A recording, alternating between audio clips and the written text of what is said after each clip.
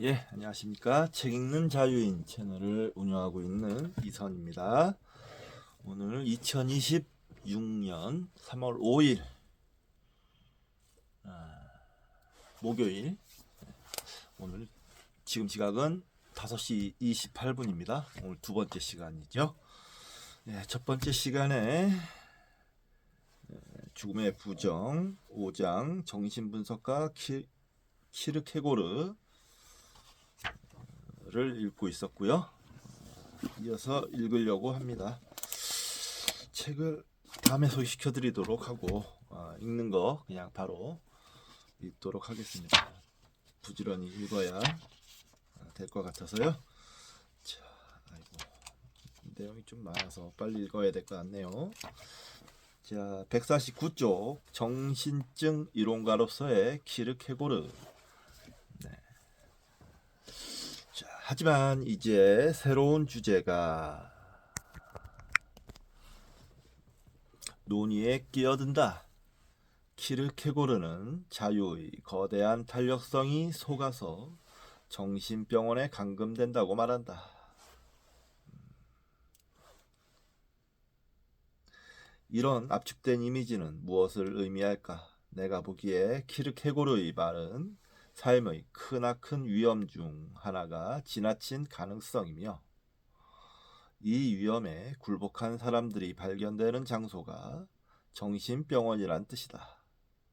여기서 키르케고르가 정상적 문화 병리학뿐 아니라 비정상적 병리학 또는 정신증의 이론적 대가였음을 알 수 있다. 그는 정신증이란 극단으로 밀어붙인 신경증임을 알고 있다. 적어도 유한성, 무한성에 의해 규정된 절망이라는 절에 실린 그의 주장 중 상당수를 나는 그렇게 해석한다. 이것을 잠시 곱씹어보자. 만일 나의 해석이 옳다면 이것은 어떻게 가장 극단적인 형태의 정신 착란이 삶의 기본 문제와 맞붙으려는 서툰 시도인지를 이해하는 데 유익할 것이기 때문이다.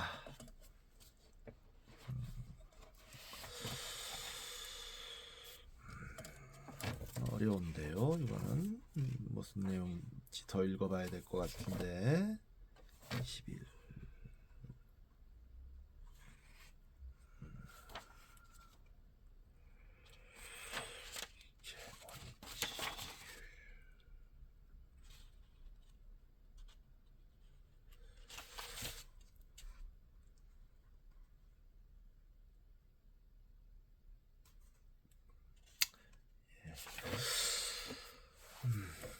키르케고르는 인간이 실패하는 유형들, 즉 인간이 삶과 세상에 굴복하고 두드려 맞는 양상을 폭넓고 극도로 풍부하게 묘사한다.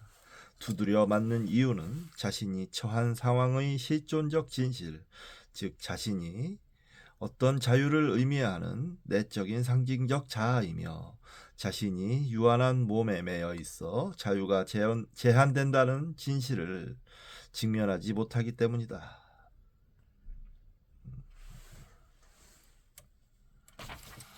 인간이 처한 상황의 두 측면을 외면하고 가능성을 억압하거나 필연성을 부정하려는 시도는 인간이 거짓을 살아가며 자신의 진짜 본성을 깨닫지 못하고 가장 비참하다는 것을 뜻한다. 외면하고 필연성을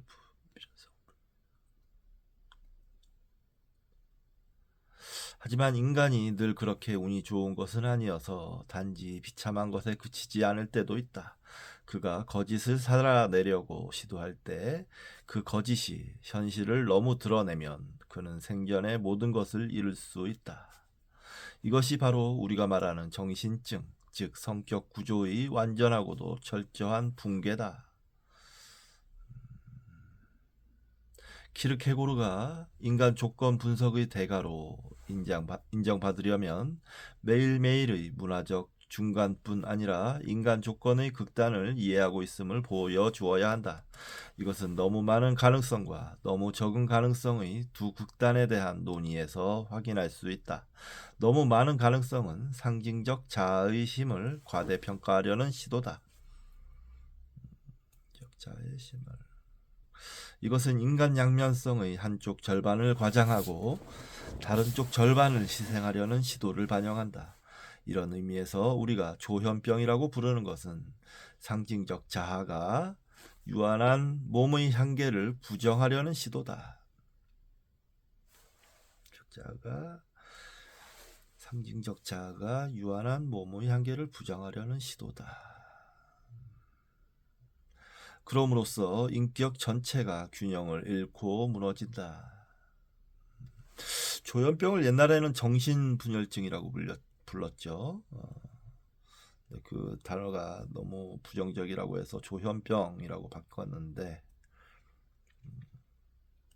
찾아보니까 조현병은 선망증세라든지 환청, 환각 이런 거 그걸 동반하기도 하고, 그런 증세를 보이는 모든 정신적인 부작용 이런 거를 뜻하는 것 같더라고요. 자세히는 모르겠지만. 근데 굉장히 광범위하게 생각보다 많은 사람들이 조현병에 시달리고 있다고 해요. 자, 이것이 오늘날 조현병을 이해하는 방식이다. 그것은 자아와 몸의 분열, 자아가 기반을 잃고 제약을 받지 않고 일상적인 것에 충분히 매이지 않고 의존할 만한 신체 행동에 충분히 담기지 않은 분열이다.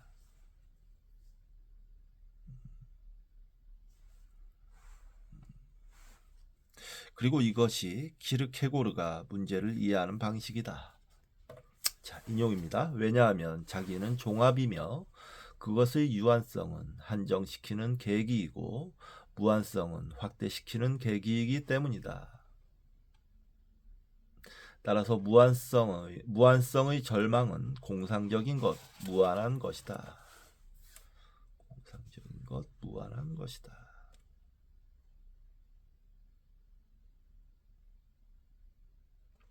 주표시가 있습니다. 키르케고르의 자기용법은 약간 혼란스러울지도 모르겠다.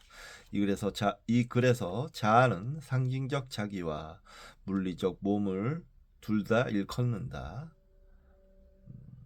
실제로도 인격체를 넘어서 우리가 정신이나 존재의 근거라고 부르는 것, 즉 창조된 인격체의 바탕을 포함하는 총체적 인격과 동의어다. 하지만 여기서는 총체적 인격체에 유한성과 무한성의 양면성이 있다는 개념을 소개하는 것 말고는 중요한 의미가 없다.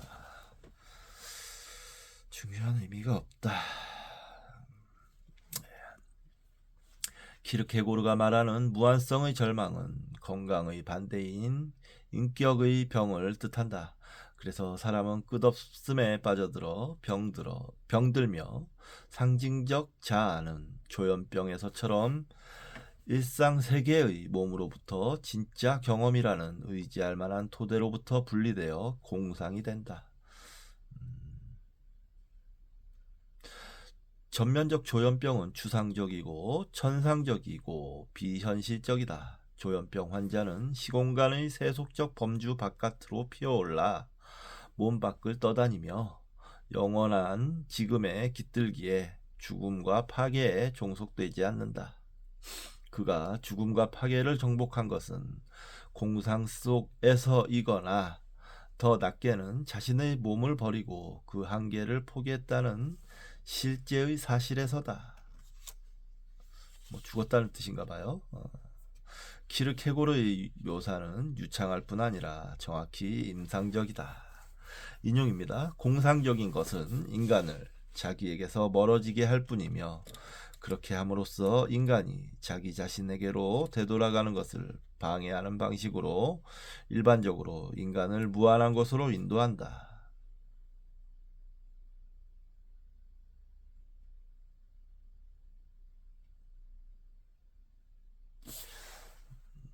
함으로써 인간을 그렇게 함으로써 인간이 자기한테 돌아갈 방해하는 방식으로 일반적으로 감정이 이런 방식으로 공상적이 될 때 자기는 더욱더 사라져갈 뿐이고 그런 다음 자기는 추상적인 무한화에서 또는 추상적인 고립 속에서 공상적인 존재를 영위하거나 항상 자기가 결핍되어 있으며 자기는 더욱더 자기 자신에게서 멀어진다. 그야말로 로널드 레잉의 분열된 자아를 한 세기도 더 전에 묘사한 셈이다. 다시 살펴보자. 인용입니다. 그러나 만일 가능성이 필연성을 뛰어넘고 그 결과 자기가 가능성에 있어서 자신으로부터 이탈한다면 자기는 자신이 돌아가야 할 필연성을 소유하지 못한다. 이것이 가능성의 절망이다. 가능성의 절망 가로 열고 병이다. 가능성의 절망 병. 이런 자기는 추상적 가능성이 된다. 자기는 가능성 안에서 지칠 때까지 발버둥 치지만 자기가 있는 곳에서 벗어나지도 못하고 그 어떤 곳에도 도달하지 못한다. 왜냐하면 필연적인 것은 문자 그대로 그런 장소이기 때문이다. 자신이 된다는 것은 문자 그대로 그런 장소로부터 벗어나는 운동이다.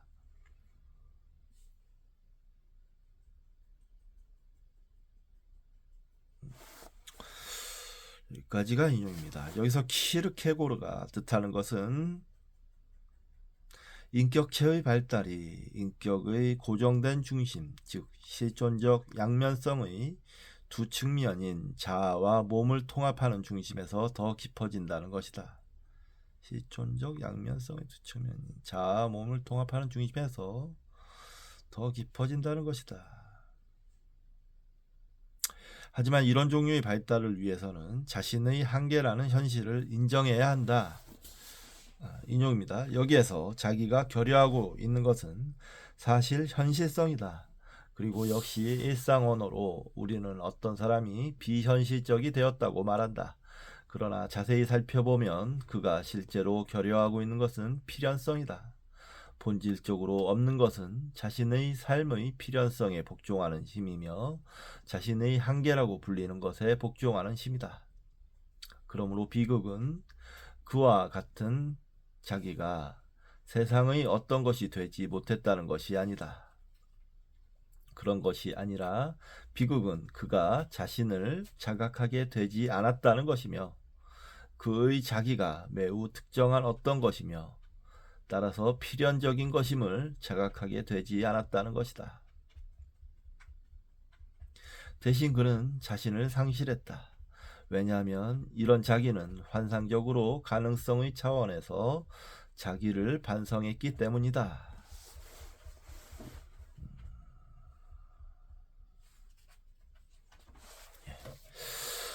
여기까지입니다. 여기까지 인용입니다. 물론 이 묘사는 조현병이라는 극단뿐 아니라 일상적 인간에도 해당한다. 둘이 같은 연속선상에 놓일 수 있다는 것은 키르케고르의 분석이 타당함을 보여준다. 인용입니다. 가능성을 필연성으로 되돌리는 대신에 그는 가능성을 쫓는다. 그러다 마침내 그는 돌아갈 길을 찾지 못한다.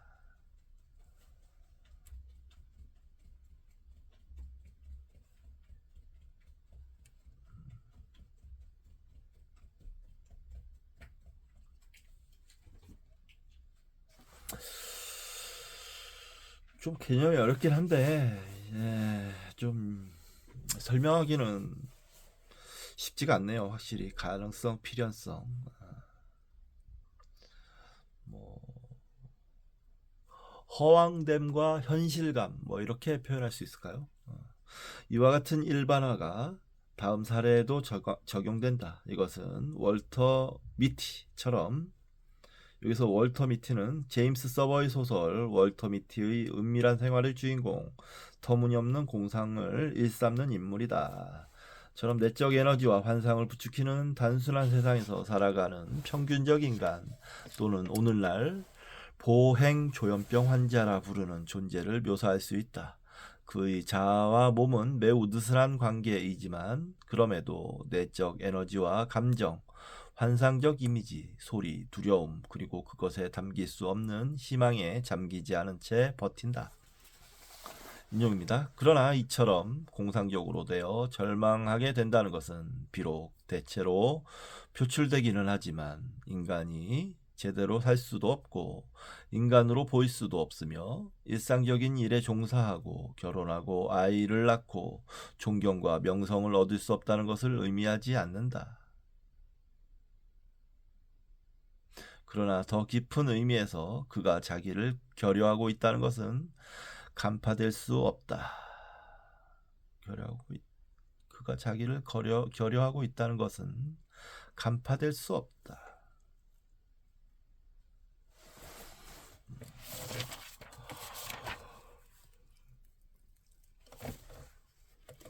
말하자면 그에게 결여된 것은 스스로를 통제하는 에고 에너지에 집중되어 자신의 상황과 세상에서의 한계와 가능성의 성격을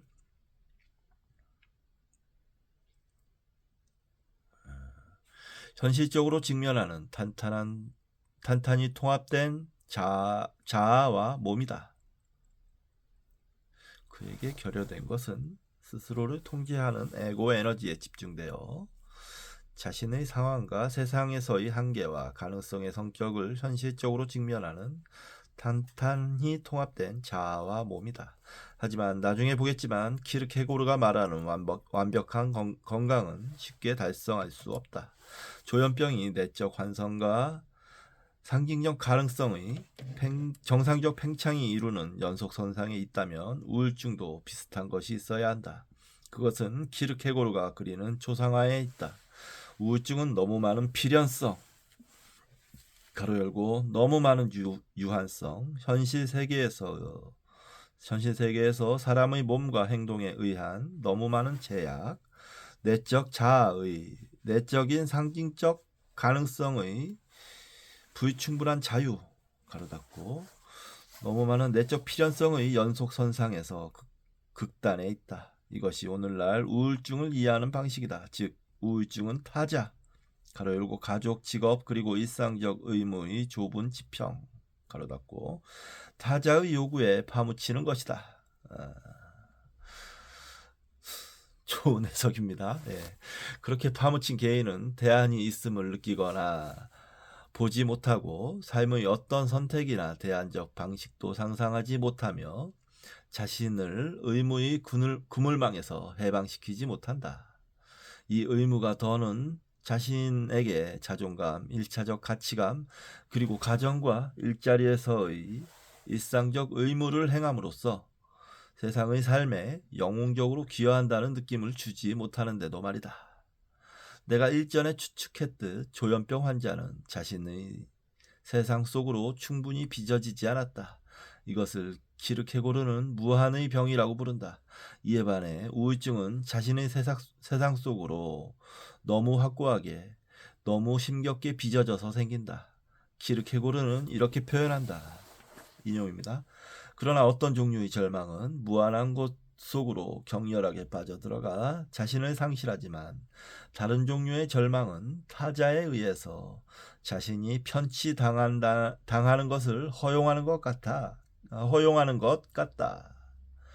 사람의 무리에 둘러싸여서 온갖 종류의 세속적 일에 빠져서 세상의 풍습에 더욱 기민해지면서 그러한 인간은 자신을 망각하고 자신을 믿으려 하지도 않은 채 자신으로 존재하는 것은 너무 위험하며 타인과 같이 존재하는 것 또 하나의 사본, 숫자 하나, 군중의 일원이 되는 것이 훨씬 편하고 안전하다고 생각한다. 아이고 대단하네요. 키르케고르는 죽음에 이르는 병에서 나오는 건데 이 책은 한번 사봐야겠네요. 죽음에 이르는 병, 키르케고르. 이것은 문화적으로 정상적인 인간의 특징을 빼어나게 묘사한 것이다. 그런 인간이 스스로의 의미를 감히 내세우지 못하는 것은 너무 위험하고 너무 많이 노출되어야 하기 때문이다. 그보다는 자신이 되지 않는 편이 낫다. 남들 속에 처박힌 채 사회적, 문화적 의무의 안전한 틀에 들어앉아 사는 게 낫다. 다시 말하지만 이런 종류의 묘사는 연속선상에 있는 것으로 이해하며 그 극단에는 우울증이 있다. 우울증 환자는 스스로가 되는 것을 너무 두려워하며 자신의 개인성을 발휘하고 자기 자신의 의미라고 할 수 있는 것, 자신의 삶의 조건을 주장하는 것을 너무 두려워하기에 말 그대로 멍청해 보인다. 그는 자신이 처한 상황을 이해하지 못하고 자신의 두려움을 보지 못하며 자신이 왜 이 꼴이 되었는지 파악하지 못한다. 키르케고르는 이를 아름답게 표현한다. 인용입니다. 가능성의 차원에서 자신을 잃어버리는 것이 어린이의 모음 발음에 비유될 수 있다면 가능성의 결여는 벙어리와 같은 것이다. 가능성이 없이는 인간은 숨을 쉴 수 없을 것이기 때문이다. 야, 진짜 대단합니다. 이것이 바로 우울증의 조건이다. 도무지 숨쉬거나 움직일 수 없는 것. 우울증 환자가 자신의 상황을 이해하려고 쓰는 무의식적 전술 중 하나는 자신을 하등 쓸모없는 죄인으로 보는 것이다. 이것은 실제로 놀라운 발명이다. 그 덕에 벙어리라는 조건에서 벗어나 자신의 상황을 개념화하고 의미를 파악할 수 있기 때문이다.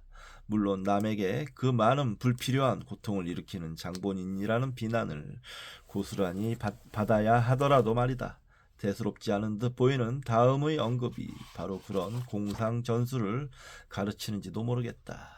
인용입니다. 때로는 인간의 공상의 발명의 힘이 가능성을 찾아낼 수 있다.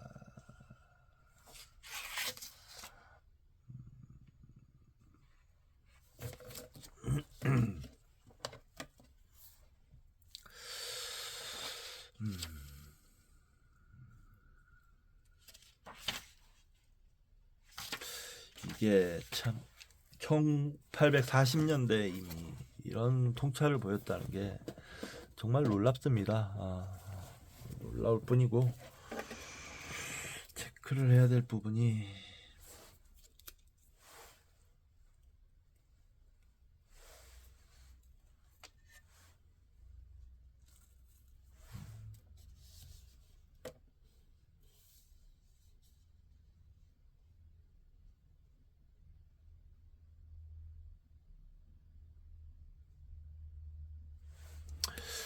조현병과 우울증이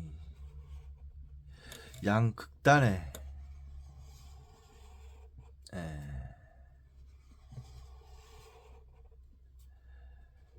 분포되어 있다라는 거는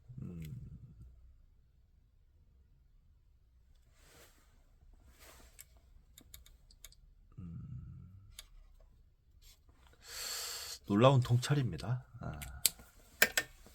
1840년에 이미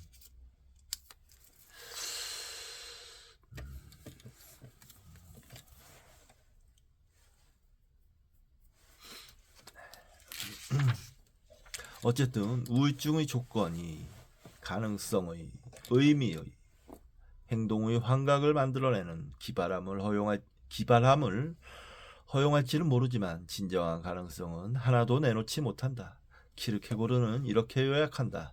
가능성이 결여되어 있다는 것은 인간에게 모든 것이 필연적으로 되었거나 아니면 모든 것이 하찮게 되었다는 것을 의미한다.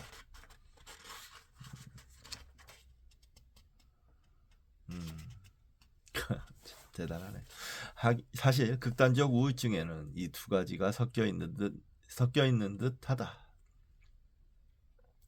모든 것이 필연적인 동시에 하찮게 되며 이는 완전한 절망으로 이어진다. 의미의 환각을 통한 필연성은 인간에게 최고의 성취이겠지만 필연성이 하찮게 되면 삶은 아무 의미가 없다. 죄책감, 무가치함, 서투름, 심지어 불명예와 배신의 비난을 진짜 가능성보다 선호할 이유가 어디 있겠는가?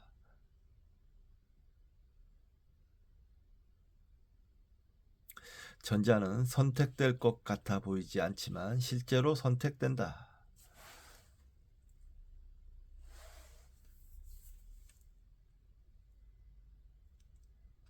한편으로는 자기를 완전히 지우고 남에게 굴종하고 개인적 존엄이나 자유를 모두 부정하고, 다른 한편으로는 남에게서 멀어지고 자신을 가족과 사회의 의무라는 연결고리로부터 떼어내는 것이다. 이것은 우울증 환자가 실제로 맞닥뜨리는 선택이며, 그는 부분적으로 죄책감에서 비롯한 자책으로 이를 회피한다. 답은 멀리 있지 않다. 우울증 환자가 독립과 더 풍성한 삶의 가능성을 회피하는 이유는 바로 그것이 그를 파괴하고 죽이겠다고 협박하는 것이기 때문이다. 아까 제가 이 전 시간에 말씀드렸던 이게 자기증오의 개념입니다. 자기증오.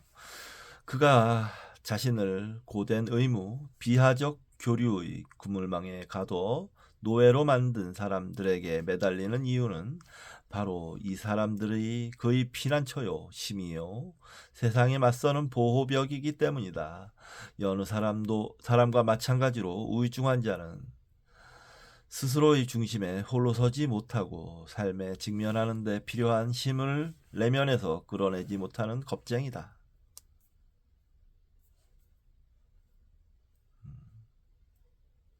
그래서 자신을 남들 안에 밀어넣는다. 그는 필연적인 것을 보금자리 삼아 기꺼이 받아들인다. 하지만 이제 그의 비극이 뚜렷이 보인다. 그의 필연성은 하찮음이 되었으며, 그리하여 그의 노예적이고 의존적이고 개성화된 삶은 의미를 잃었다. 이러면 이제 자살하는 경우가 많죠. 극단적으로 가면 우울증 환자들이 자살하는 이유가 되는 거겠죠. 이런 구속을 당하는 것은 무시무시한 일이다. 사람들이 노예제를 선택하는 것은 안전하고 유의미하기 때문인데, 그 뒤에 노예제가 의미를 잃어도 두려워서 벗어나지 못한다. 말 그대로 살기 위해 죽었으되 이 세상에 물리적으로 계속 남아 있어야 하는 것이다. 여기서 우울증의 고통이 비롯한다. 우울증 환자는 자신의 실패에 짓눌려 있으면서도 그것을 정당화해야 하며 계속하여 그것의 가치감을 이끌어내야 한다.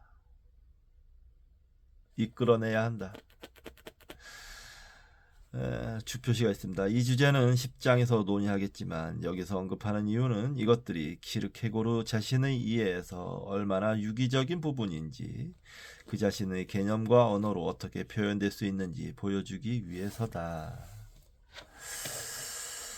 대단한 통찰입니다.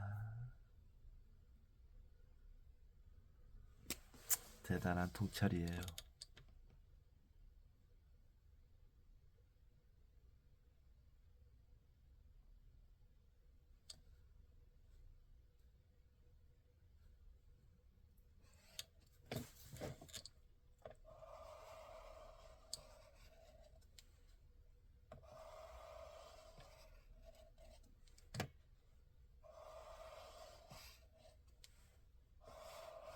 제가 우울증을 앓고 있기 때문에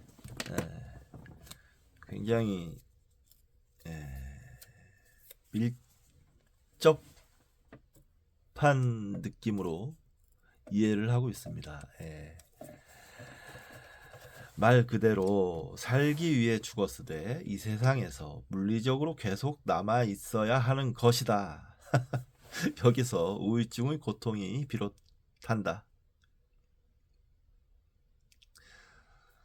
우울증 환자는 자신의 실패에 짓눌려 있으면서도 그것을 정당화해야 하며 계속하여 그것에서 가치감을 이끌어내야 한다. 참 어려운 삶을 사는 거죠. 우울증 환자도 그렇고 조현병 환자도 그렇고 참 둘 다 너무 안 된 삶을 사는 거죠. 눈물이 나려합니다, 진짜. 슬픈 일이에요. 자, 정상적 신경증 보겠습니다. 물론 대다수 사람은 실존적 딜레마에서 벗어나려다 신경증적인 막다른 골목에 들어서지는 않는다. 그들은 운 좋게도 속물근성의 중간지대에 머물 수 있다. 그러니까 이 모두각이에요. 모두각이 이 사람들의 이 실존주의 철학자들의 특징인 것 같습니다. 참 붕괴가 염세적일 수밖에 없는 어떤 그런 게 있죠. 네. 붕괴가 일어나는 것은 가능성이 너무 많거나 너무 적기 때문이다. 앞에서 살펴보았듯 속물근성은 자신의 진짜 적을 알며 자유를 가지고 대책을 강구한다. 여기서 키르케고르는 인간이 취할 수 있는 세 가지 대안을 요약한다. 처음 두 가지는 조현병과 우울증이라는 정신증 증후군에 해당한다. 인용입니다. 가능성에서 길을 잃은 사람은 절망의 용기로 날아오른다. 모든 것이 필연성이 된 자는 살면서 자신을 지나치게 긴장시키며 절망으로 망가진다. 그러나 속물적 부르주아의 정신성은 무정신적으로 의기양양해야 한다. 자신을 주인이라고 생각하지만 바로 그렇게 함으로써 자신을 무정신성의 속박에 가두었다는 것과 자신이 가장 비참하다는 것을 깨닫지 못한다. 대단합니다, 진짜 이 책. 와, 이거 읽어봐야 되겠어요, 꼭. 와, 야, 진짜.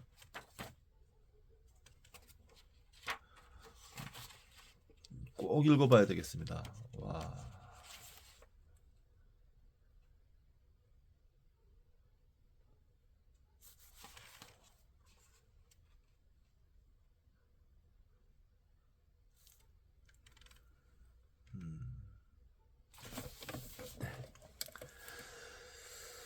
말하자면 속물근성은 우리가 정상적 신경증이라고 부를 법한 것이다. 대다수 사람은 주어진 사회적 규칙 집합의 가능성 안에서 안전하게 사는 법을 알아낸다. 속물근성의 소유자는 자신을 낮은 수준의 개인적 강렬함에 계속 둠으로써 경험에 의해 균형이 무너지는 것을 피할 수 있다고 믿는다. 키르케고르 말 맞다나 속물근성은 진부하고 빤한 것으로 기운을 얻음으로써 작동한다. 키르케고르가 이렇게 분석한 것은 프로이트가 사회신경증의 가능성, 문명 공동체의 병리학을 이야기하기 거의 한 세기 전이다. 그러니까요. 이 진짜 와, 계속 입이 그냥 떡떡 벌어집니다. 자, 계속 읽어보겠습니다.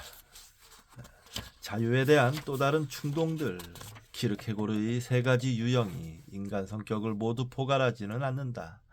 그는 모든 사람이 그다지 직접적이거나 천박하지 않고 자신의 문화에 자동적으로 편입되지 않으며 사물과 타인에게 확고하게 들어앉지 않고 자신의 세상에 대해 뻔한 반사작용을 일으키지 않음을 안다.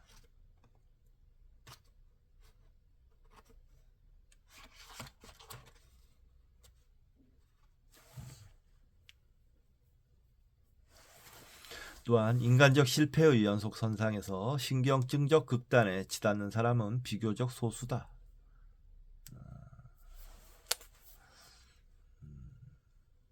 일부는 영혼의 완전한 상실이나 노예 상태에 굴복하지 않고서 어느 정도 자기 실현을 달성한다. 키르케고르의 분석이 가장 의미심장해지는 것은 여기에서다. 그는 거지처럼 보이지 않는 삶을 사는 사람들, 참되고 완벽하고 진정한 인격체가 되는데 성공한 사람들을 삶의 거짓말에서 도출하려 한다. 직접성을 매우 경멸하는 유형의 사람이 있다. 그는 내면을 닫고 더 깊고 내적인 것을 자부심의 토대로 삼고 자신과 평균적 인간 사이에 거리를 두려고 노력한다. 여기서 직접성이라는 거는 아까 전에 이전 시간에 얘기했던 비본래적 인간, 얘기하는 겁니다.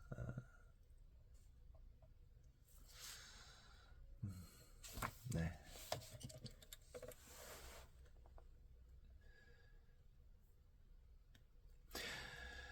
키르케고르는 이런 유형을 내향인이라고 부른다. 이런 유형의 인간은 개별성과 고유함을 가진 인격체가 되는 것에 좀 더 관심을 쏟는다. 그는 고독을 즐기며 종종 뒤로 물러나 반성한다. 아마도 자신의 은밀한 자아에 대해, 그것이 무엇일까에 대해 생각할 것이다. 결국 이것이야말로 삶의 유일한 진짜 문제이자 인간의 유일하게 가치 있는 집착이다.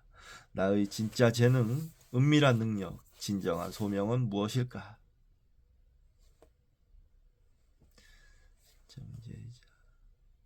내가 진짜로 고유한 것은 어떤 측면에서일까? 어떻게 나의 고유함을 표현하고 그것에 형체를 부여하고 나를 넘어선 무언가에 그것을 바칠 수 있을까? 어떻게 나의 사적인 내적 실존, 나의 심장에서 느껴지는 거대한 신비, 나의 감정, 나의 열망을 취하여 더 남다르게 살고 나의 독특한 재능으로 나 자신과 인류를 풍요롭게 할 수 있을까? 우리는 대부분 청소년기에 이 딜레마를 앓는다. 이것은 말과 생각으로 표현되기도 하고 단순한 분통이나 갈망으로 나타나기도 한다. 하지만 대체로 삶은 우리를 표준화된 행위로 내몬다.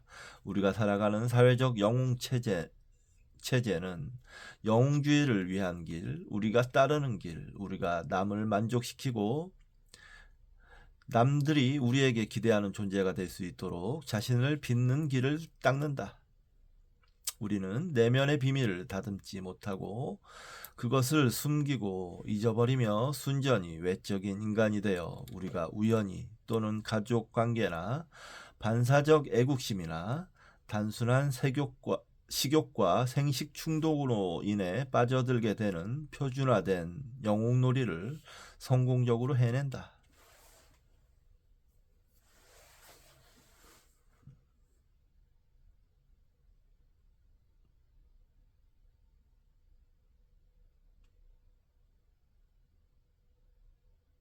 그렇다고 해서 키르케고르의 내향인이 이런 내적 탐색을 온전히 고수하거나 의식한다는 말은 아니다. 막연하게 자각되는 문제에서 직접성의 인간이 세상에 집어 삼켜진 것에 비해 좀 더 많은 부분을 드러낸다는 뜻일 뿐이다. 키르케고르의 내향인은 자신이 세상과 어딘지 다르고 세상이 자신을 반영할 수 없고 그 직접성과 천박함으로 이해할 수 없는 무언가가 자신에게 있음을 느끼며 그리하여 세상과 동떨어진 채 살아간다. 하지만 이것은 도를 넘지 않으며 철저하지도 않다. 자신이 되고 싶은 자아가 되고 소명과 진정한 재능을 실현하는 것은 근사할 테지만 이 일은 위험하며 자신의 세상을 송두리째 뒤흔들지도 모른다.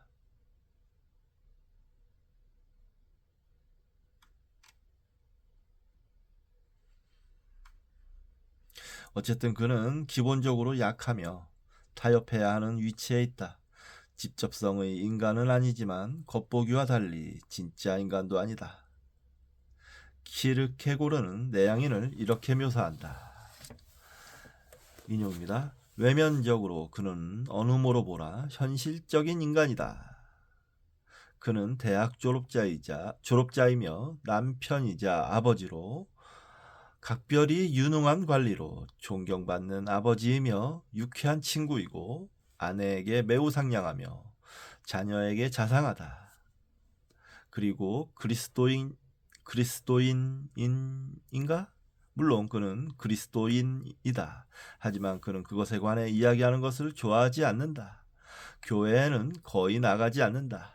왜냐하면 그는 대부분의 목사가 자신들이 이야기하는 것을 실제로는 모른다고 생각하기 때문이다. 그는 한 사람의 목사만 예외로 취급하는데 그 목사는 자신이 이야기하는 것을 알고 있다는 것을 인정한다. 그러나 그에게는 이 목사의 말을 듣고 싶어 하지 않는 또 다른 이유가 있는데 그가 너무 멀리 이끌려가는 것을 두려워하기 때문이다. 예.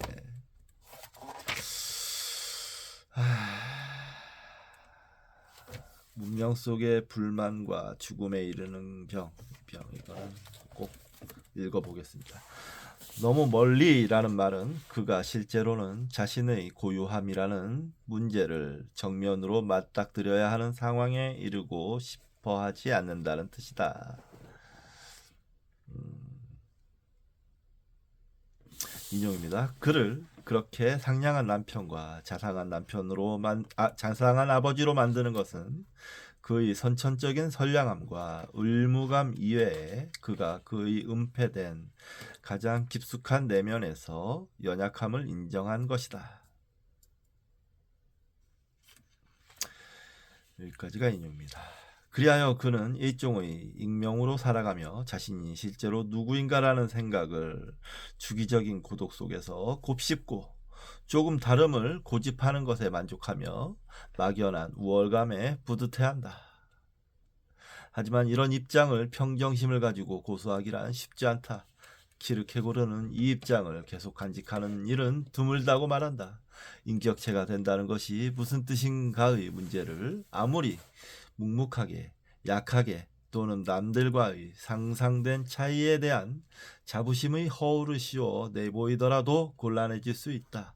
내성적인 것은 무력하지만 무력함은 이미 어느 정도의 자의식적이기에 골칫거리가 될 수 있다. 가족과 직업에 대한 의존에 차질을 빚을지도 모른다. 자신이 편입되었다는 느낌, 즉 자신의 안전에 노예가 되었다는 느낌에 대한 반응으로서 쓰라린 고통을 겪을 수 있는 것이다. 강한 사람이라면 견딜 수 있을지도 모른다. 아니면 고통에서 벗어나려고 자살을 하거나 세상에 또는 격렬한 경험에 필사적으로 빠져들려 할 수도 있다. 이로써 우리는 마지막 유형의 인간을 만나게 된다. 그는 자신의 약함에 저항하여 스스로를 주장하며 스스로에 대해 운명의 주인, 스스로 창조된 자가 되려고 한다. 단순히 남들이나 사회의 조리 되려 하지 않는다. 수동적으로 감내하고 은밀히 꿈꾸고 자기 내면의 불꽃을 달래어 망각에 빠뜨리지도 않는다. 그는 삶에 뛰어든다. 인용입니다. 이런 종류의 절망에 빠진 사람은 생활 속으로 아마 큰 사업의 기분 전환 속으로 뛰어들 것이다. 그는 불안한 정신이 될 것이고 그 정신의 삶은 그것의 흔적, 있기를 원하는 불안한 정신을 확실히 남긴다. 또는 그는 관능에서 아마 방탕한 삶에서 망각을 구할 것이다.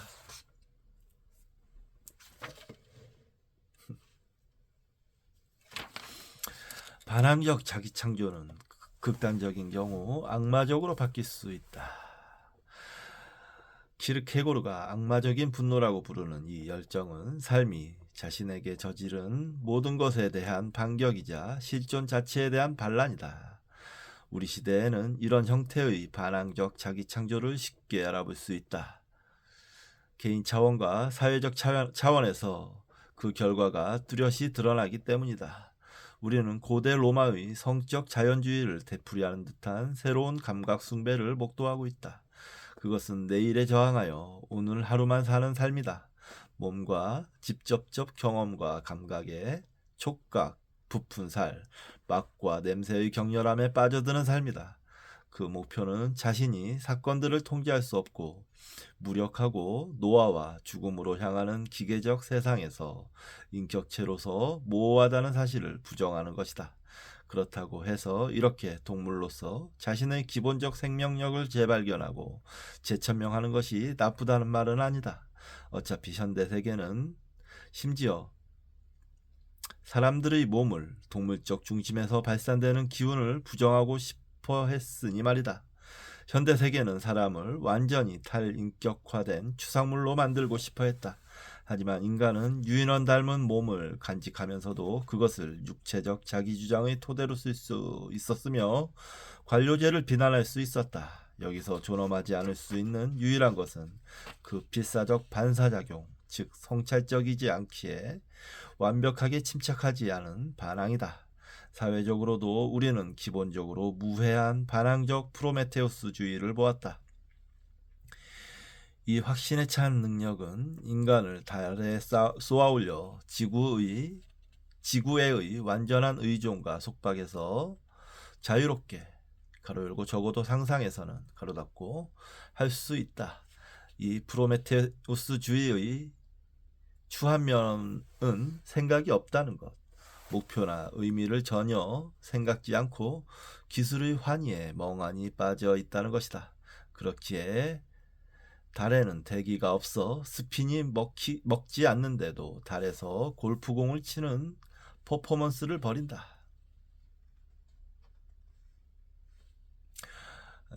영화 2001 스페이스 오디세이에서 오싹하게 묘사하듯 이것은 팔방미인 유인원의 기술적 승리다.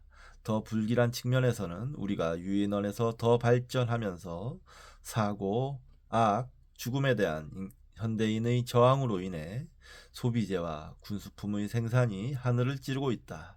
이 저항이 악마적 극단으로 치달으면서 등장한 것이 히틀러와 베트남 전쟁이다. 이것은 우리의 무력함에 대한 분노이자 동물적 조건과 가련한 피조물의 한계에 대한 저항이다. 신처럼 전능하지는 못하더라도 적어도 신처럼 파괴할 수는 있으니까.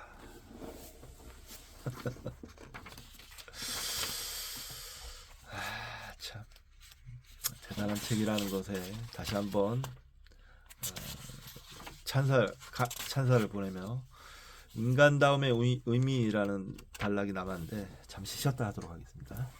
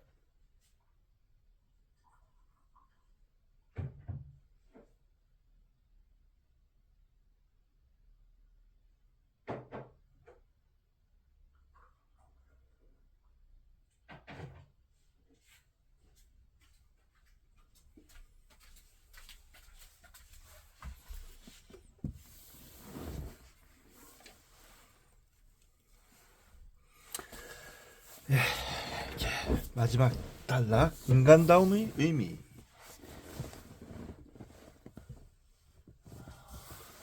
키르케고르는 우리 시대를 살아보지 않고서는 않고서도 이 문제들을 이해할 수 있었다. 그가 부르크하르트처럼 자기 시대의 징조를 볼 수 있었던 것은 스스로에 대해 거짓말을 했을 때 어떤 대가가 따르는지 알았기 때문이다. 그가 지금까지 묘사한 모든 성격은 인간 조건의 현실과 관련하여 스스로에 대해 거짓말의 정도를 나타낸다. 키르케고르가 이 극도로 어렵고 믿을 수 없을 만큼 미묘한 작업을 벌인 이유는 오직 하나다. 그것은 사람이 거짓말을 하지 않으면 어떻게 될 것인가에 대해 권위 있는 최종 결론을 내리기 위해서였다. 키르케고르는 인간이 자기가 처한 조건의 현실에 맞서 문을 걸어 잠글 때 어떻게 삶이 수렁에 빠지고 실패하는지 조목조목 보여주고 싶었다.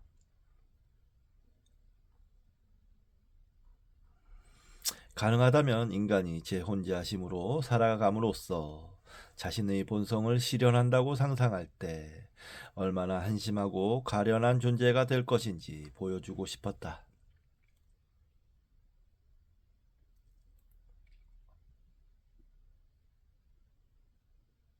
이제 키르케고르는 모든 노고의 황금빛 결실을 내놓는다. 이제 그는 인간의 무능력, 자기중심주의, 자기 파괴라는 막다른 골목 대신 진짜 가능성이 어떤 것인지 보여준다. 어쨌든 키르케고르는 초연한 과학자와는 거리가 멀었다. 그가 심리 묘사를 내놓은 것은 인간을 위한 자유를 엿봤기 때문이다. 그는 열린 인격에 대한 인간의 가능성에 대한 이론가였다. 이 점에서 오늘날의 정신의학은 키르케고르에 비해 훨씬 뒤처져 있다. 키르케고르는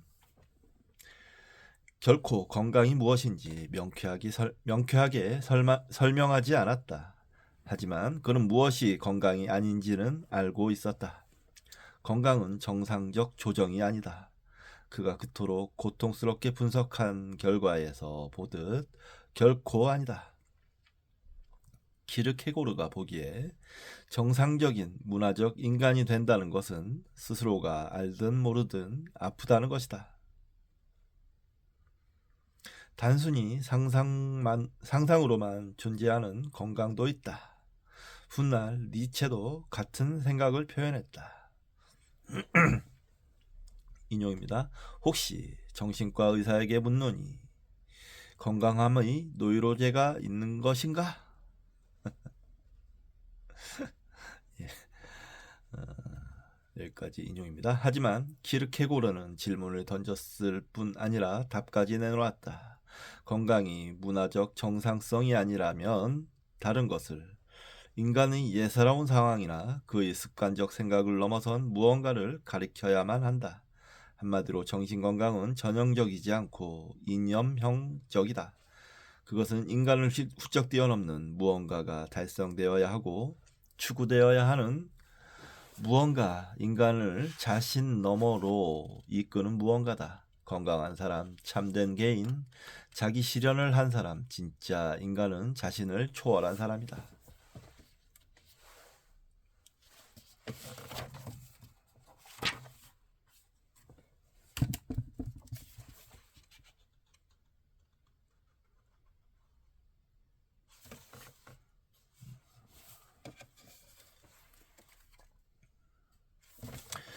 어떻게 자신을 초월할까? 어떻게 자신을 새로운 가능성에 개방할까? 그것은 자신이 처한 상황의 진실을 깨닫고 성격의 거짓말을 떨치고 자신의 영혼을 조건화된 감옥에서 빼내는 것이다. 키르케고르에게나 프로이트에게나 적은 오이디푸스 콤플렉스다. 아동은 자신이 처한 상황의 공포에 맞서 자존감을 지키는 전략과 기법을 만들어냈다. 이 기법들은 그를 가두는 갑옷이 된다. 자기 확신과 자존감을 가지고 살아가는 데 필요한 바로 그 방어 수단이 일생의 덫이 되는 것이다. 자신을 초월하려면 자신이 살아가는 데 필요한 것을 부숴야 한다. 리어 왕처럼 문화적 차용물을 모두 던져버리고 삶의 폭풍우 속에서 벌거벗은 채 서야 한다. 케고르는 자유를 향한 인간의 충동에 대해 아무런 환상도 품지 않았다. 그는 인간이 성격 방어의 감옥 안에서 얼마나 안락하게 지내는지 알고 있었다. 그들은 여러 죄수와 마찬가지로 제약받고 보호받는 일가에서 편안함을 느끼며 우연이나 사고나 선택의 결과로 넓은 세상에 가석방될까봐 겁을 먹는다. 그 이유가 궁금하면 2장 첫머리의 제사에 실린 키르케고르의 고백을 다시 읽어보라. 성격의 감옥에서는 자신이 대단한 인물이고 자신의 삶에 이유가 있으며 자신의 행동을 얼마든지 정당화할 수 있는 척하고 그렇게 느낄 수 있다.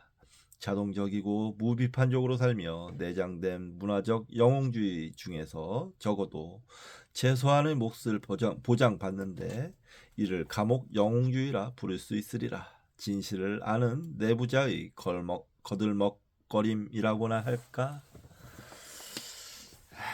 대단한 동찰입니다. 진짜 대단합니다. 어떻게 이렇게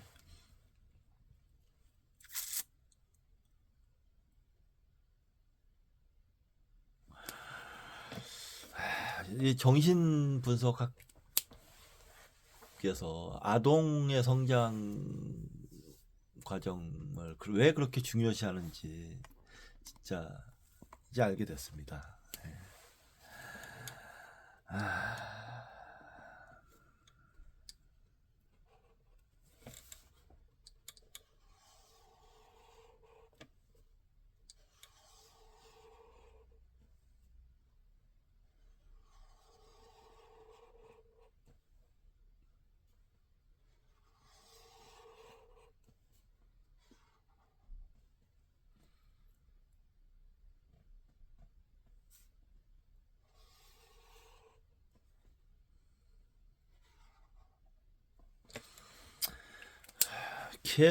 키르케고르에게나 프로이트에게나 적은 오이디푸스 콤플렉스다. 아동은 자신이 처한 상황의 공포에 맞서 자존감을 지키는 전략과 기법을 만들어냈다. 이 기법들은 그를 가두는 갑옷이 된다. 자기 확신과 자존감을 가지고 살아가는 데 필요한 바로 그 방어수단이 일생의 덫이 되는 것이다. 자신을 초월하려면 자신이 살아가는 데 필요한 것을 부수어야 한다.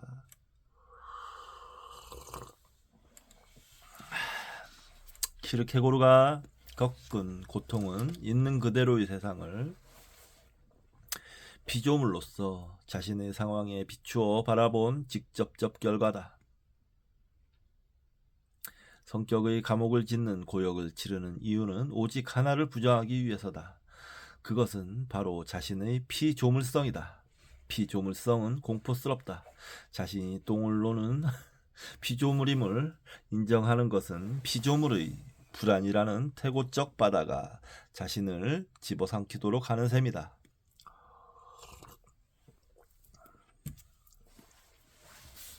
하지만 그것은 피조물의 불안에 머물지 않는다. 인간의 불안, 인간이 자신의 동물적 한계를 의식하는 동물이라는 인간적 역설에서 비롯하는 불안인 것이다. 불안은 자신이 처한 조건의 진실을 인식한 결과다.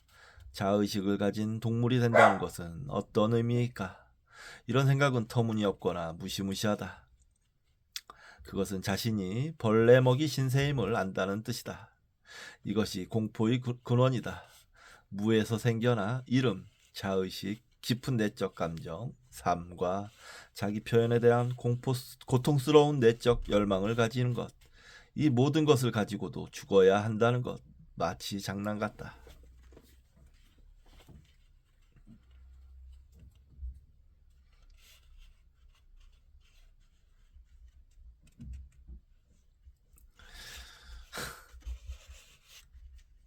문화적 인간의 한 유형이 신이라는 개념에 맞서 공공연히 봉기하는 것은 이 때문이다. 어떤 종류의 신이 벌레 먹이를 그토록 복잡하고 근사하게 창조하겠는가? 그리스인에 따르면 그것은 인간의 고통을 오락거리로 삼는 냉소적 신들이다.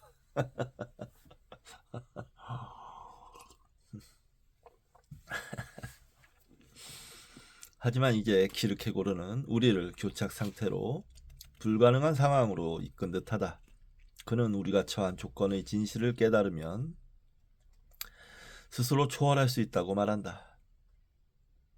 다른 한편으로 우리가 처한 조건의 진실은 우리의 완전하고도 비참한 피조물성이며 이는 우리를 자기 실현의 척도에서 점점 아래쪽으로 자기 초월의 모든 가능성으로부터 점점 멀리 밀어내는 듯하다.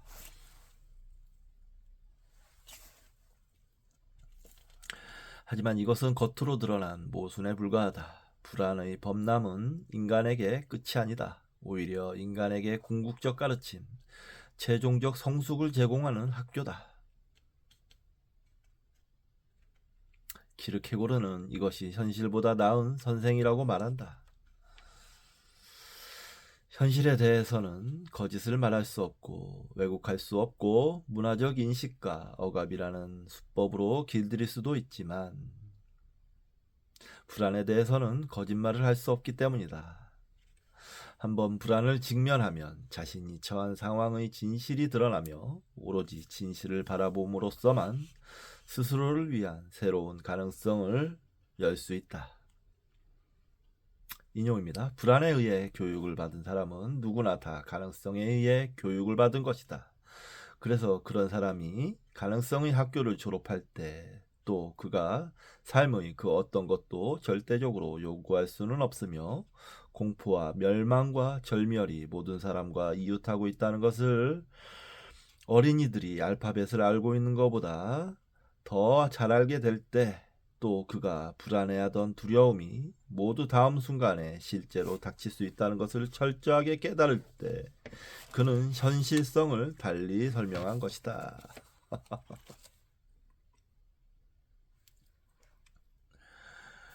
이야, 대단합니다. 오해하지 말라. 불안의 학교의 교육 과정은 억압의 배움을 무의로 돌리는 것이다. 아동은 최소한의 동물적 평정심으로 살아갈 수 있도록 모든 것을 부정하도록 교육받았으나 이 모든 것을 되돌려야 한다. 그리하여 키르케고르는 아우구스티누스에서 루터로 이어지는 전통에 확고히 자리 잡는다. 인간에게 교육은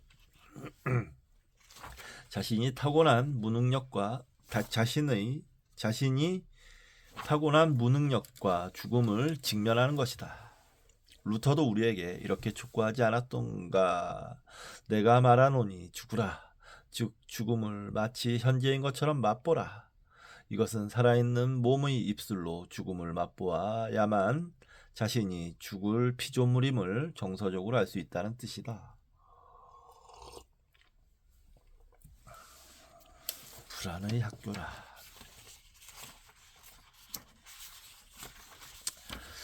말하자면 키르케고르의 말은 불안의 학교가 가능성으로 이어지는 것은 성격의 필수적 거짓말을 무너뜨림으로써 뿐이라는 것이다.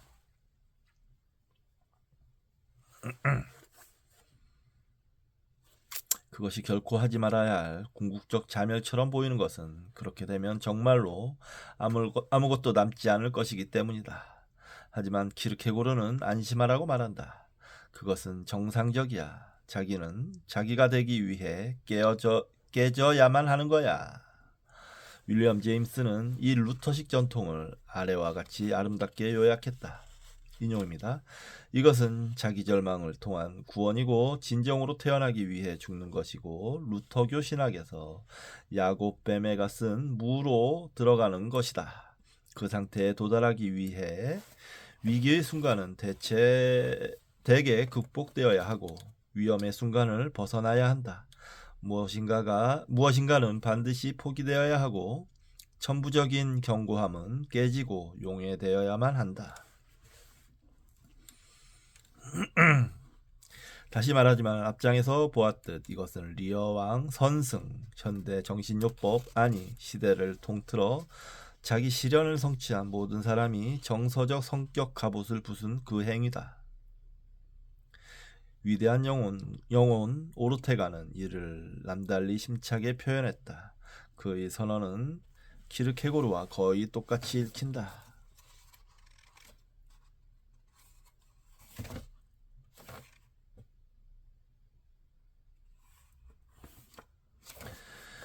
인용입니다.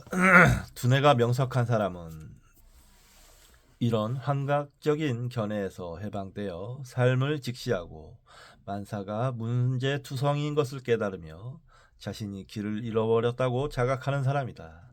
이것은 순수한 진리, 이를테면 산다는 것은 길을 잃어버렸음을 자각하는 것이라는 사실이기 때문에 이것을 받아들이는 자는 이미 자신의 진정한 현실을 발견하기 시작한 것이고 견고한 지반에 서 있는 셈이다. 그는 조난자와 마찬가지로 본능적으로 붙잡을 것을 찾을 것이다. 비참하고 절박한 그리고 구조를 기다리는 정말로 진지한 시선이 혼란스러운 그의 삶에 질서를 가져다 줄 것이다. 이것이 조난자의 생각이며 단 하나의 진실한 생각이다. 그 나머지는 수사이자 꾸밈이며 자기 기만이다. 진짜 길을 잃어버렸다는 것을 자각하지 않는 사람은 길을 잃어버릴 수밖에 없다. 다시 말하면 현실 그 자체로 결코 발견할 수 없고 그것과 마주치는 일도 결코 없을 것이다. 이렇듯 존재의 공포에 대한 불안을 직면함으로써만 자아를 파괴하여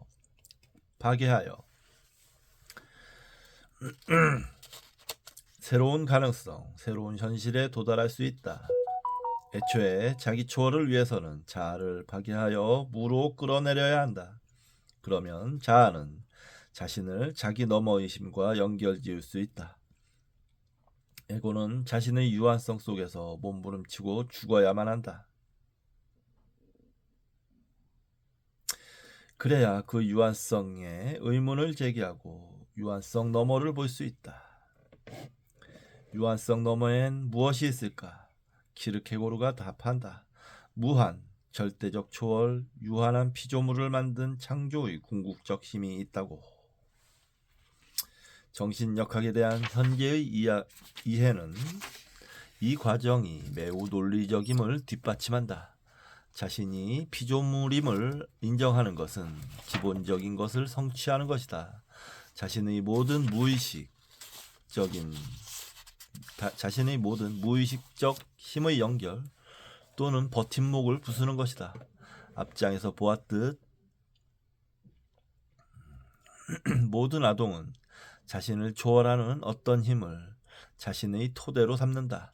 그 힘은 대체로 부모, 사교 집단, 사회와 국가의 상징이 결합된 것이다. 이것은 생각하지 않는 뒷받침의 그물로 아동이 위임된 힘의 자동적 안정 위에서 활동하며 스스로를 믿을 수 있는 것은 이 덕분이다. 물론 빌린 힘으로 자신이 살아가고 있음을 인정하지는 않는다. 그랬다가는 자신의 확고한 행위, 자신에게 필요한 바로 그 확신의 의문을 제기하게 될 테니 말이다. 그가 자신의 필요성을 부정한 방법은 바로 자신에게 확고한 힘이 있다고 상상하는 것이며 이 확고한 힘을 손에 넣는 방법은 자신이 속한 사회와 사람과 사물에 무의식적으로 기대는 것이다. 어떤 사람의 기본적 나약함과 공허함, 그의 무력함을 드러내면 힘의 연결들이라는 총체적 문제를 어쩔 수 없이 재검토해야 한다. 힘의 연결들을 창조적 힘과 발생적 힘의 진짜 근원으로 다시 빚어낼 방안을 생각해야 한다. 사회의 부차적이고 중간적인 창조자, 부모, 문화적 영웅들뿐 아니라 모든 창조된 것의 제일 원인인 창조주를 마주하여 피조물성을 받아들이기 시작할 수 있는 것은 이 시점에서다.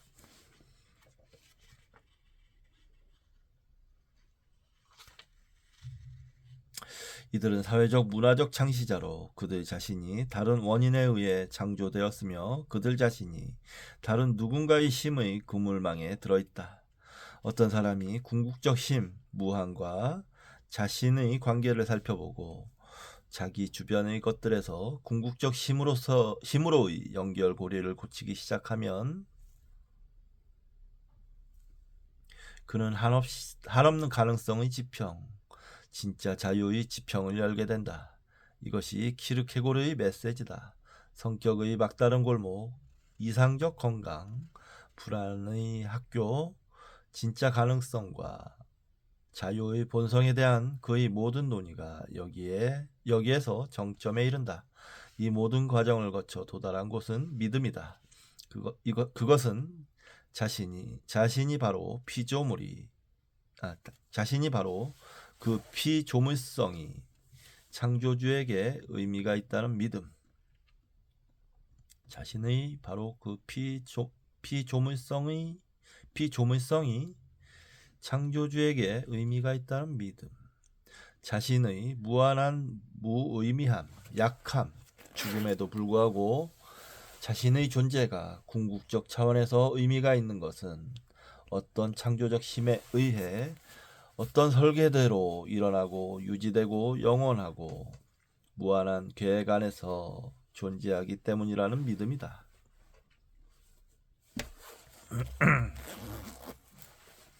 키르케고르의 저작들에는 믿음의 이 기본 공식이 거듭 되풀이된다. 우리는 아무것도 할 수 없는 피조물이지만 모든 것을 할 수 있는 살아있는 신의 맞은편에 존재한다. 믿음의 이 맞돌의 구조의 정점에 박히면서 키르케고르의 논의 전체가 수정처럼 투명해졌다. 우리는 왜 불안이 자유의 가능성인지 안다. 불안은 모든 유한한 목적을 소멸시키기에 가능성에 의해 교육을 받는 사람만이 자신의 무한성에 따라서 교육을 받는 것이기 때문이다.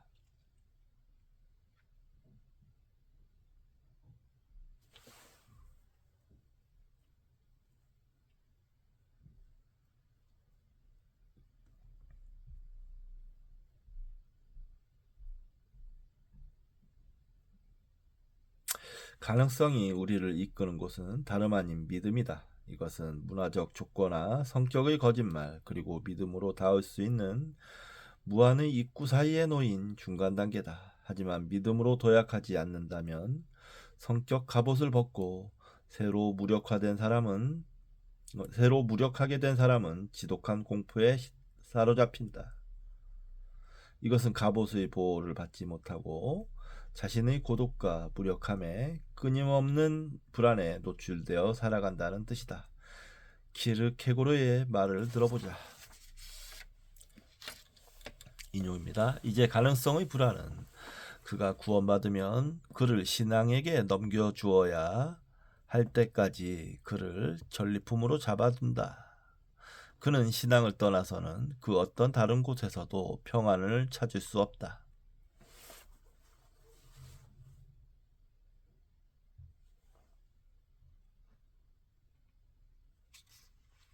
불행 속에서 가능성의 경과를 더듬는 사람들은 이미 모든 것을 잃어버렸다.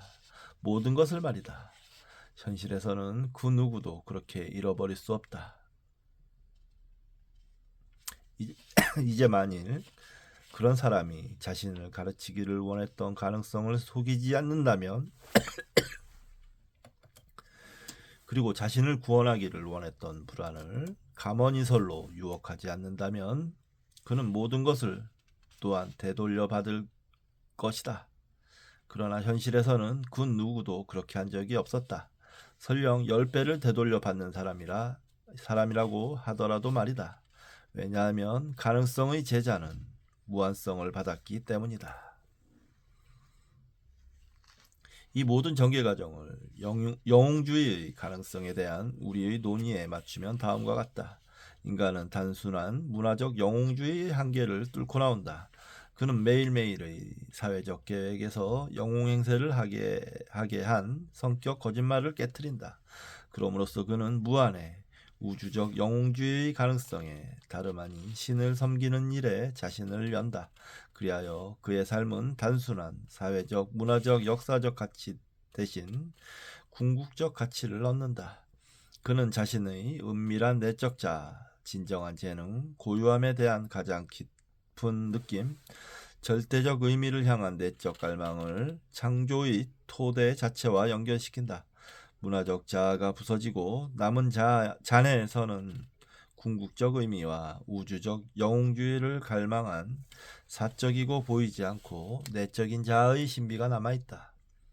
모든 피조물의 심장에 있는 이 보이지 않는 신비는 창조의 심장에 있는 보이지 않는 신비와의 연결을 확인함으로써 이제 우주적 의미를 얻는다. 이것이 믿음의 의미다.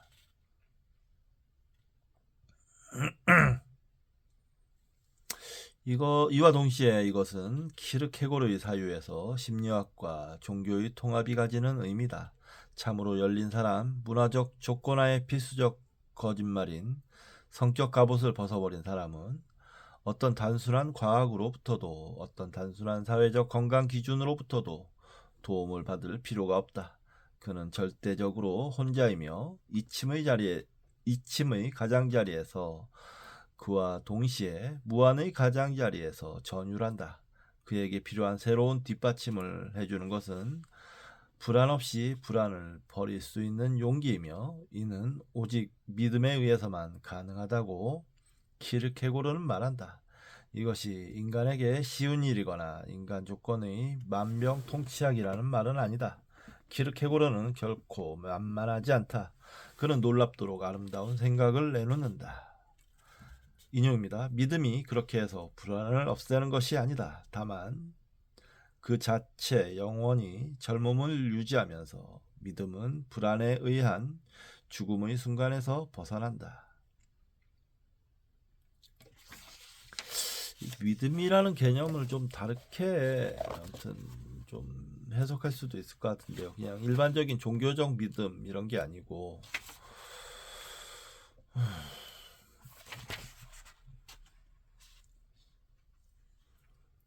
좀 뭐랄까 새로운 개념으로 표현할 다른 단어가 필요한 게 아닌가? 이런 생각도 드네요. 그냥 믿음 하니까 와닿지가 않네요. 믿음이 그렇게 해서 인용했고요. 말하자면 인간이 모호한 피조물이란 불안은 결코 없앨 수 없다. 그 대신 할 수 있는 일은 불안을 영원한 셈으로 삼아 생각과 신뢰의 새로운 차원으로 성장하는 것이다. 믿음은 삶의 새로운 인물을 제시하는데 그것은 열린 지평에서 여러 차원의 현실을 탐험하는 것이다. 우리는 키르케고르가 왜 자신의 위대한 불안 연구를 필연적 논쟁의 분위기를 풍기는 아래 문구로 끝맺을 수밖에 없었는지 이해할 수 있다. 인용입니다. 진정한 독학자, 즉 혼자서 불안의 학교를 이수하여 믿음에 이른 사람은 어떤 저술가도 말했듯이 바로 똑같은 정도로 하나님의 제자이다. 심리학이 불안으로 끝나는 순간 이제 불안은 교의학으로 넘겨진다. 역시 그러니까 믿음이라는 말을 쓸 수밖에 없었던 건 이분이 신학자이고 신이라는 하나님이라는 한계 상황을 보여주는 것 같습니다. 그렇게 보여줍니다. 사실은 근데 그동안 사람들이 알고 있던 그런 하나님은 아닌 거죠. 완전히 다른 하나님을 창조한 건데 이 사람이.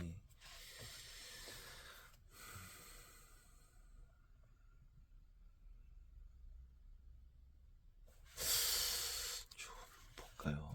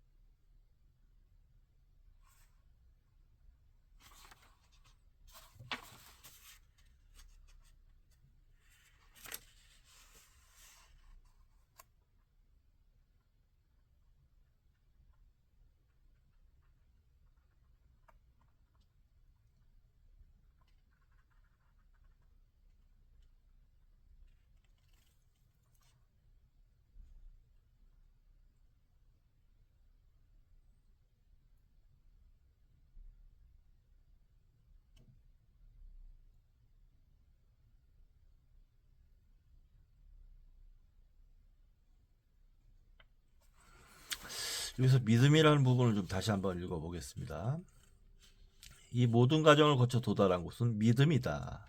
그것은 자신의 바로 그 피조물성이 창조주에게 의미가 있다는 믿음, 자신의 진정한 무의미함, 약함, 죽음에도 불구하고 자신의 존재가 궁극적 차원에서 의미가 있다는 것은 어떤 창조적 힘에 의해 어떤 설계대로 일어나고 유지되는 영원하고 무한한 계획 안에서 존재하기 때문이라는 믿음이다.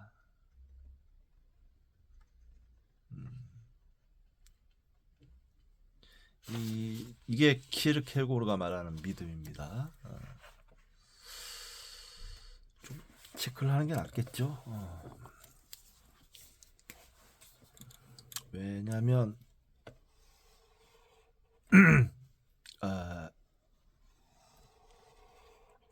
이 믿음이라는 걸로 결론을 내리기 때문에 이 모든 이때까지의 설명이 제대로 된 의미를 갖기 위해서는 이 믿음이라는 개념, 키에르케고르가 말하는 이 믿음이라는 개념이 명확해야 되는데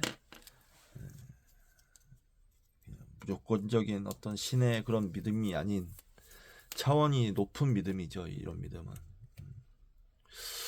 믿음이라고 할 수도 있고 깨달음이라고 할 수도 있고 뭐 그렇습니다. 네. 단어에 너무 매몰되지 않는 게 중요할 것 같아요. 키르케고르에게는 심리학과 종교, 철학과 과학, 시와 진리가 창조의 갈망 속에서 하나로 어우러진다. 이제 심리학의 역사에 우뚝 선 또 다른 인물로 넘어가자. 그에게도 똑같은 갈망이 있었으나 이것이 의식적으로 융합되지 않았다. 인간 본성의 가장 위대한 연구자 두 명이 믿음의 실제에 이토록 정반대 의견을 가질 수 있었던 이유는 무엇일까? 이 다음이 프로이트인데 믿음의 실제 정반대 의미라. 재밌겠네요. 아주 재밌을 것 같습니다. 프로이트는 또 어떻게 설명을 했을지 아주 재밌게 읽었고요. 오늘 두 편이 올라갈 텐데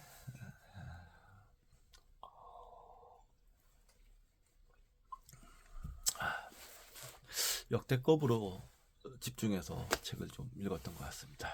자, 이번 시간 여기서 마치고 저는 이제 내일 아침에 일찍 영월에 가야 되니까 얼른 밥 먹고 소주 한잔 하고 자야 되겠어요. 네, 자도록 하겠습니다. 감사합니다.